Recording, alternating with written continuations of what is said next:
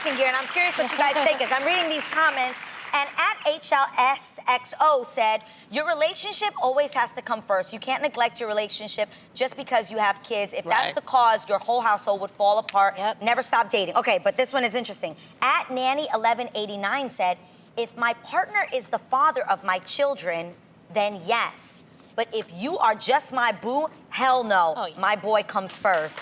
Oh, yeah, for sure. I agree with this, and I think that's the big difference between dating versus a marriage. If you are in a marriage and your kids are the fruit of that marriage, then I think this goes. But if you try to get married, you gotta focus too. It's focus, you guys. But just balance dating, and focus. Dating, I say no, your kids should come first, because I think that also is attractive to a man to see that you're an incredible mother. Why does it have to be a priority like that? I mean, I think it's balance. I think it's balance. Because it's about spending some time for yourself too to make that child happy. I see what you're saying. So it's not putting the boo first. Right. It's actually putting yourself first.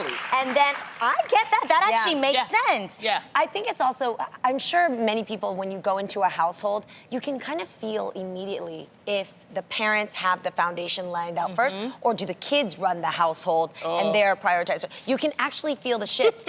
And I feel that the parents have to come first, because you guys are the water and the soil that's going to bear the fruit that the children will begin to see, right? And I feel so thankful, because I saw this in my own household. When I'm 7 years older than my brothers, so when I was just my parents, they loved each other first. I remember when my dad came home and bought a Valentine's Day card for my mom, and they had a moment with chocolates, and then after that they came and they made me love. That means like they carried me up, and then I had the chocolates with them, and that was like my first experience of like true love, where like let mommy and daddy have their moment, and then I came in. And then later on, those other two punks came along and then took the attention. No, it's not. I'm to be serious. My mom and dad then got divorced later on, but I remember that because of the shame of the divorce, we felt like the floor kind of fell out beneath us, and we were kind of clamoring for ourselves.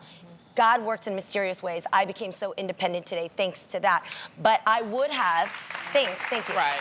But what I would have done, if your parents are going through something, parents, if you are experiencing divorce, hold your children still a part of that. Communicate so that they know what's happening with mommy and daddy. So that at the end of the day, even though you guys are handling what you guys are handling, you're also making sure that the kids are still a part of it, as they are still as important as the marriage. I love that. And I only say that as, you know, as a product of a single mother. I wanted my mother to have a life too. She always put me first. She needed to have a life, so that's why I said I love that. And thank you for sharing that perspective. Because it's not about putting the man first, it's about putting yourself first. I love that. Balance is so important in life.